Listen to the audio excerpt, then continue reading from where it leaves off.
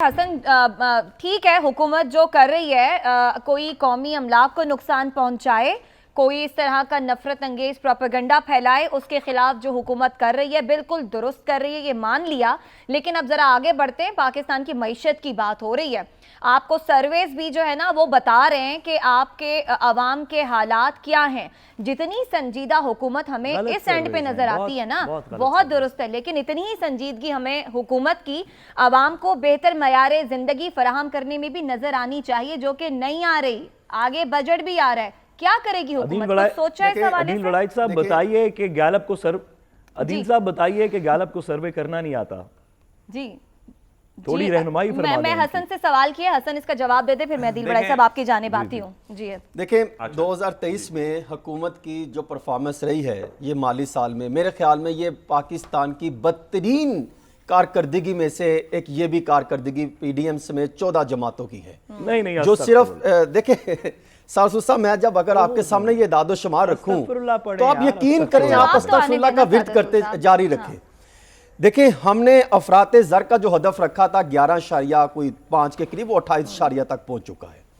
हमारी तकरीबन कोई 2 करोड़ 68 लाख से जायद का मुस्तकबिल इस वक्त तारीख होता दिखाई दे रहा है। वो नौजवान नस्ल जिन्होंने मुस्तकबिल में पाकिस्तान को आगे लेके चलना है। ठीक है, हमारी बेरोजगारी किस हद तक कर दी, इंडस्ट्री बंद कर दी, सनत को तबाह कर दिया, इंडस्ट्रियलिस्ट का जो है कारोबार तबाह कर दिए गए। 1 करोड़ 55 लाख से जायद अवाम को एक साल में बेरोजगार किया।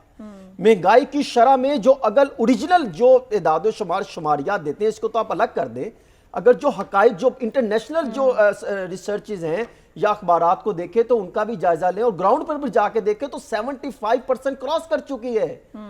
ये पता नहीं किस सेंस में हुकूमत लेकर चल रही है। सिर्फ अगर हुए हैं एक साल में तो मुईशत के सहारा लेकर केसेस को खत्म किया गया, अपने अखराजात बेहतर किए गए, वो चीजें खत्म की गई जिससे इन सियासी जमातों को कंट्रोल मिल सके। ये तो कुदरती के तौर पर ऐसा मामला हो गया कि इनको किसी हद तक सपोर्ट मिल गई, वरना ये तो कहीं के नहीं रहे। अब आप सुन लीजिए कि अगले साल ये करने क्या जा रहे हैं।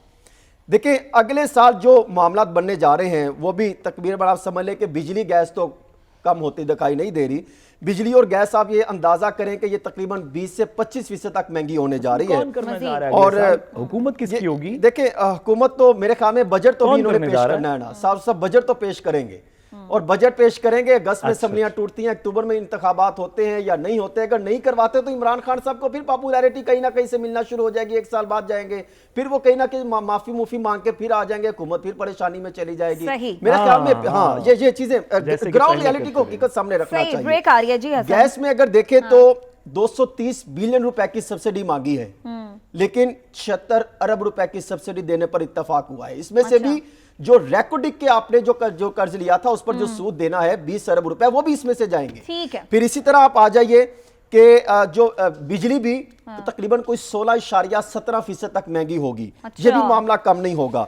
टैक्सेस पर आप आ जाएं, एफबीआर के पास 76 लाख के करीब जो है वो रजिस्ट्रेशन है, लेकिन 36 लाख अफराद टैक्स देते हैं। और अब जो टैक्स नहीं देता उनके खिलाफ भी मजीद जो है, जब नॉन फाइलर होगा ऑटोमेटिकली टैक्स होंगे, फिर हर चीज में बढ़ेगा। और फिर रियल स्टेट सेक्टर में जो है बनने जा रहा है परचून के जो 30 लाख के करीब पाकिस्तान में रजिस्टर्ड है, उनको भी टैक्स देना पड़ेगा। हसन, ये आपने वो खबरें बता दी जिससे सभी पाकिस्तानियों के जो है ना वो दिल और तेजी से धड़कना शुरू हो गए। कोई अच्छी खबर भी दे दे ताकि मैं ब्रेक पर जाऊं। देखिए, अच्छी खबर यही है कि इन्होंने जो फैसला किया है कि सरकारी मुलाजमीन की तनख्वाहों और पेंशन में 35 से 40% इजाफा किया जाए। अच्छा। और पाकिस्तान पीपल्स पार्टी चाह रही है कि 40% हो। वज़ीर आला पंजाब मोहसिन नकवी साहब ने ये तजवीज़ रखी है 40% हो। लेकिन मुस्लिम लीग नून इसमें जो है वो कोई बहाने ढूंढ रही है कि आप 15% तक बढ़ाया जाए।